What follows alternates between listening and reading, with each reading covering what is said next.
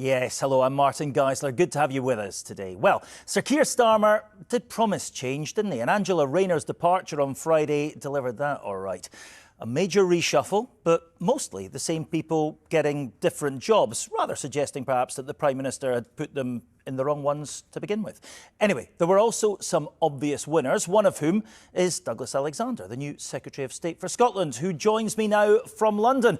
Congratulations. Welcome to the Sunday Show, Secretary of State. Thanks, Martin. So, Ian Murray, let's talk about him first, if you don't mind, just for a couple of minutes. Loyal, hard-working, never any trouble, not a whiff of scandal about him, carried you through the desert up here for all those long years, and a sacking is his reward. It's not a good look, is it? Why was he fired? Well, listen, first of all, let me pay very generous and heartfelt tribute to the work that Ian did in the Scotland office. I'm somewhat biased. He's both a friend as well as a colleague. I've campaigned with him, for him, and we owe him, as the Labour movement in Scotland, an immense debt of gratitude. In 2015, in the immediate aftermath after the referendum, he literally kept the flag flying for Scottish Labour in the really tough times. He showed extraordinary resilience as well as abilities, and in that sense, I'm delighted that he's back in government this morning. Yeah, he wasn't originally going to be, though, was he? In his statement, he said he's going to the back benches. So this seems to have been kind of cobbled together. And I'm told by people close to him this morning, he's very angry about all of this, and that this offer was put to him because of a backlash from the Parliamentary Labour Party, who are also furious about all this. Well, genuinely, I don't know. What I do know is you're both big jambos, as I understand it. Derek McInnes chooses the team at Tynecastle, and the truth is it's the manager who chooses the players on the pitch. Sometimes there are more players than you're able to field. That's not always a problem for every football team, but it is often the case that the manager wants more people on the pitch, and in that sense, these judgments ultimately rest with the Prime Minister. This is not my first reshuffle. I've been through a whole number of them. It was about this stage after 1997 that Tony Blair first reshuffled his pack. And the reason that that happens is a Prime Minister wants to be able to deploy ability and talent in the service of the country. That clearly was precipitated by Angela Rayner's resignation on Friday. That wasn't expected, and that led to what I think many of us discovered in the course of that day was a significantly bigger and more wide-ranging reshuffle than otherwise would have been imagined. All right, but you're in and he's dropped, if I can kind of borrow your analogy. What do you bring to the job that he didn't? I mean, if the answer to that question is not obvious, then why the change? Well, respectfully, Martin, it's not either or. I mean, I confidently expect that in the course of today we will have more Scots in government, Scots at the heart of government representing not just their own constituencies, but the interests of Scotland right across departments in Whitehall. And in that sense, Ian's got an important job to do both in DCIT and DCMS, those two departments. I'm looking forward to being Scotland's voice at the Cabinet table, making sure not just that I'm speaking up for Scotland, but Cabinet colleagues understand the importance of Scotland to their work. So on my first day in office tomorrow, there will be the Defence Industrial Strategy. That reflects the success we've had just in recent days in Scotland. If you talk to Graham Downey, the MP for Rosyth, £340 million committed to infrastructure at Rosyth just in recent days. If you talk to Patricia Ferguson in Yoker, you look at the £10 billion contract secured from the Norwegians to build frigates, guaranteeing, incidentally, 15 years of work on the Clyde. Now, this is not my first rodeo, Martin. Back in 1999, with Anas Sarwar's father, Mohammed Sarwar, I was petitioning people in Govan to keep the Caverner shipyard open. If you want to know the difference that a Labour government makes and the work we'll be taking forward with the Defence Industrial Strategy, look at military shipbuilding in Lecline. 15 years work guaranteed, 2,000 jobs guaranteed. That's the difference a Labour government's making. And on my first day as Scottish Secretary tomorrow, with the Defence Industrial Strategy, we'll be taking forward that work because we're proud, but we're not satisfied. All right, well, yeah, a big announcement last week. Absolutely well, granted. Big announcements, actually. Sure, OK. But just one last one on this reshuffle or this change of position, the change in the Scotland office, if I may. You mentioned Anas Sarwar. Was he consulted on this? That would really be a matter you'd have to talk to between the Scottish Labour leader and the Prime Minister. But ultimately, and this is no great reveal in the context of devolution politics, it's the Prime Minister who makes the decisions in a reshuffle. And however interested individuals are in who's up, who's down, who's in, who's out, ultimately it's the Prime Minister who has the right to choose his team. Yeah, no, sure. But I mean, there is this kind of this hanging allegation that Scottish Labour is a bit of a branch office. You would have thought that there would have been some consultation rather than having this done to them. Honestly, Martin, respectfully, I believe that's nonsense. And I say that's nonsense for a couple of reasons. First of all, of course there is regular dialogue between Anas Sarwar and Keir Starmer. I can attest to that personally. Not only are they politically close, but personally they just get on and are able to dissuade a lot of journalists from the idea that somehow there's a zero-sum game between the Scottish Labour leader and a Labour Prime Minister. But secondly, if you know Anas Sarwar at all, he's nobody's branch office manager. He is a man preparing himself to be First Minister of Scotland. He carries himself with that demeanour. He's ambitious for Scotland's future. I'm pretty confident we can do the work to help get him there next year. Well, the path to that destination has been made massively harder over the past 15 months by your party's performance in government at Westminster, has it not? And let's just pull back a little bit on this and look at the bigger picture of the reshuffle. Can we agree that Friday and the departure of Angela Rayner was a really bad day for your government? Well, listen, I'm not pretending that the loss of Angela Rayner doesn't hurt many of us in the Labour Party and the Labour movement. If you look at her story, it is the most extraordinary story. Listen, I'm proud to have gone to a comprehensive in Renfrewshire, but my dad was a Church of Scotland minister, my mum was a NHS doctor. I had an incomparably more supported childhood than what Angela talks about in terms of the barriers she had to overcome. The idea that someone could leave school at 16 with very few qualifications and through sheer will, talent and ability become the Deputy Prime Minister of the United Kingdom, I want to live in that kind of country. Sure, but she had to leave that position because of an issue over not paying her taxes properly. So if you ask me, are we hurt about the fact that Angela lost office? Yeah, many of us genuinely are. Sure, but it's a bad look, isn't it? You know, the Deputy Leader of the party, the Deputy Prime Minister had to go because she wasn't paying her taxes properly. The Housing Secretary had to go because she wasn't paying her stamp duty properly. It's a bad look, and this is a government that promised us an end to the chaos 15 months ago. This doesn't exactly reek of stability and competence, does it? OK, so let me try and take those one at a time. Firstly, what did we say in the face of all the chaos we saw and the clown show from the Conservatives? That we would establish and strengthen the office of the Independent Advisor on Ministerial Standards, and we would allow ministers to be able to refer themselves directly thereto. That's partly because under the Conservatives, they actually lost their ethics advisors rather than losing their ministers. We lost 2 of the ethics advisors under the past Conservative government.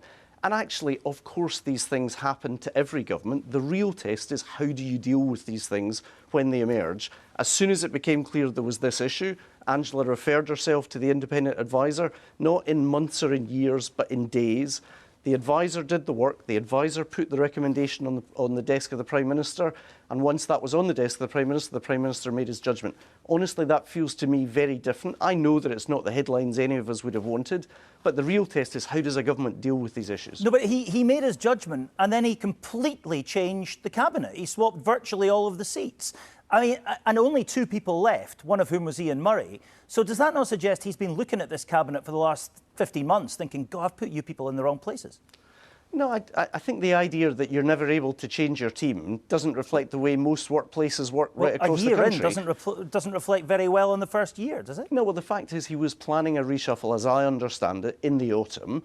The events with Angela Rayner last week, of course, brought that forward. That's just common sense. If you lose the Deputy Prime Minister, there are going to be other changes that happen in terms of the seats around the table. But in that sense, I think the Prime Minister is always entitled to choose who he would like, both in government and in the Cabinet. And in that sense, of course, it was of a bigger scale. But truthfully, I get the sense that most of your viewers watching this programme are much more interested in their own jobs than Cabinet Ministers' jobs, much more interested in whether this Cabinet is going to be delivering for them than who's up or who's down or who went where. Yeah, although it won't have escaped a lot of their attention that you know, we're now at 6 foreign secretaries in 5 years. Let me ask you about policy, though, because there's another accusation that's hanging over your government at the moment, and that's the suggestion that actually it's led by a man who's doing a lot of stuff he doesn't particularly believe in. So Keir Starmer, you know, a career human rights barrister, now talking about effectively being kind of swaddled in the Union Jack and stopping the boats and tinkering with either changing our position with or pulling out of the ECHR. Does he have this stuff in his bones? Well, he's not pulling out of the ECHR. If we were to pull out of the ECHR, do that by some of your colleagues, we would be the only member of NATO to have been in and then to withdraw. We don't want to be in a club with, as I recollect it, Belarus and Russia. So, of course, we've had quite a wide interpretation of the ECHR guidelines previously, and it's right and reasonable for the government to consider that. He's been looking at that for several months, as I understand. But the idea that we're about to leave the ECHR, it's simply not true. It's a fake solution to what's a genuine problem. There are senior people within your party who think that the ECHR, at least our relationship with it, has to be changed. Let me ask you about you, though, because in a previous government, you were International Development Secretary for 3 years. I was working in Africa at the time. We bumped into each other occasionally as we were knocking about that place. And it struck me that you were a guy who really took pride and pleasure in helping the disenfranchised, helping people raise themselves out of difficult circumstances. You were the man in charge of aid. Do you have stop the boats in your DNA? Well, listen, I never believed back in those days when I was Development Secretary that you had to make a choice between helping and supporting some of the poorest and most disadvantaged people on earth sustain life, and on the other hand, delivering, as we did, hundreds of thousands, indeed millions of pensioners out of poverty at home, improving educational standards, improving the health service. The key to being able to do both is growing the economy. And my sense is when we sit as a cabinet in the coming days, we will have a relentless focus on economic growth. But also, frankly, if you believe in progressive politics as I do, if people do not believe that the border is real and that we actually have control as to who comes in and who leaves our country and on what terms, they have a tendency not to vote for more progressive alternatives.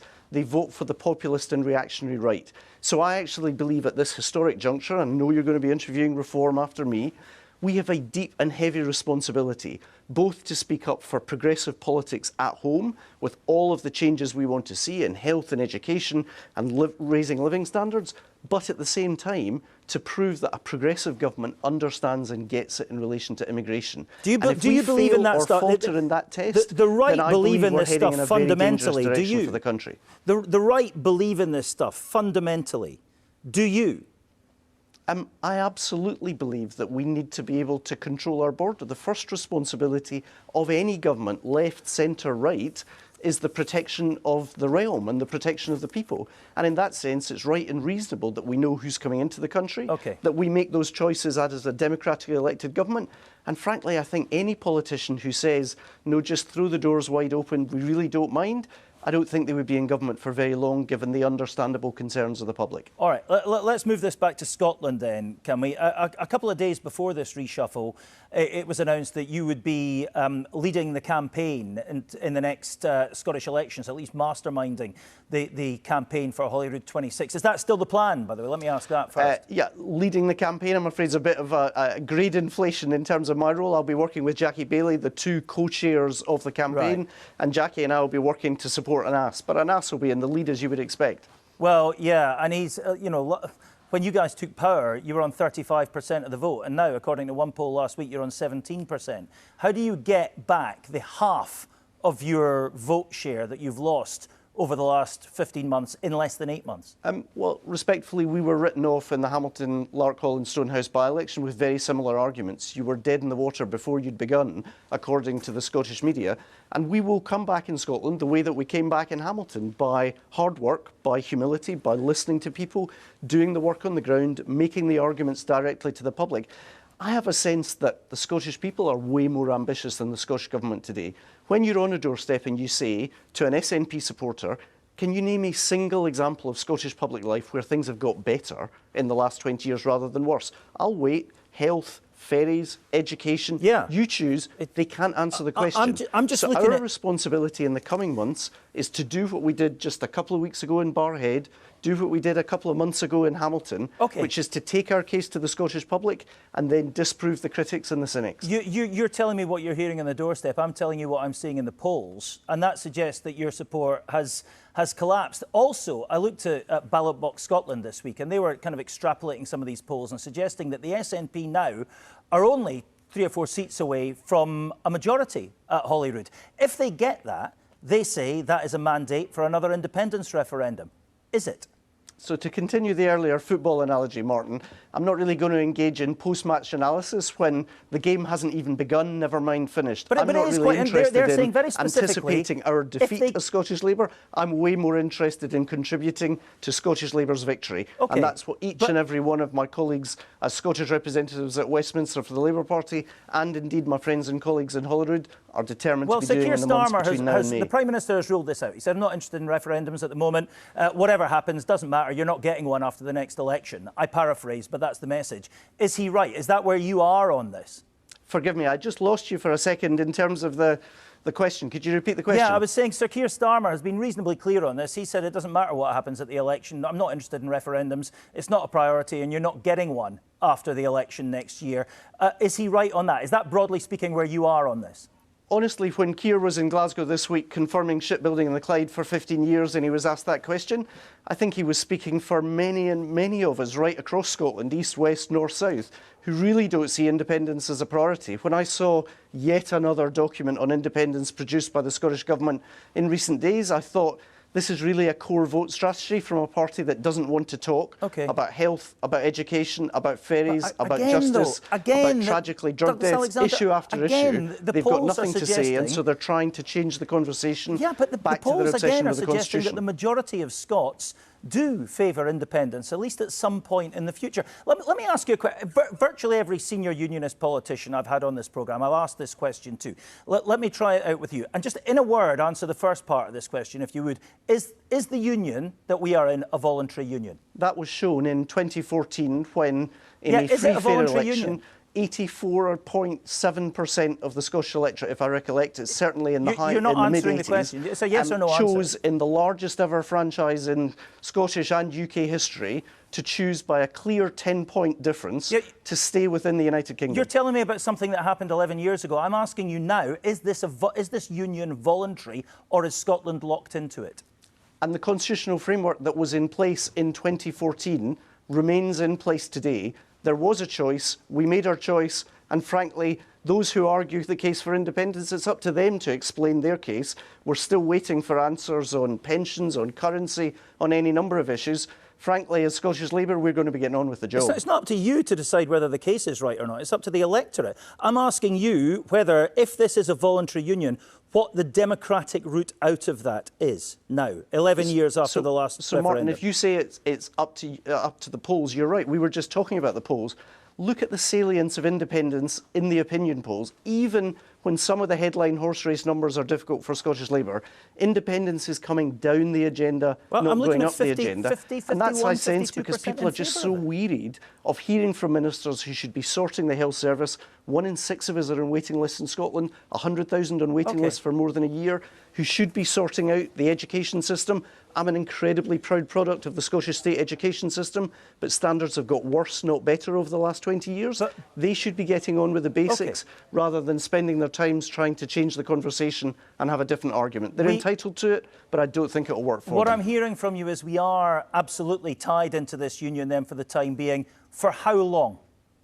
Well, the Scottish people ultimately can make their choice in the Holyrood elections in 2026 as to whether they want a party that is dedicated to independence but has abjectly failed to govern the country well, or whether they can have a new direction with the Scottish Labour Party. I'm going to spend my time making the case that it's time for a new direction.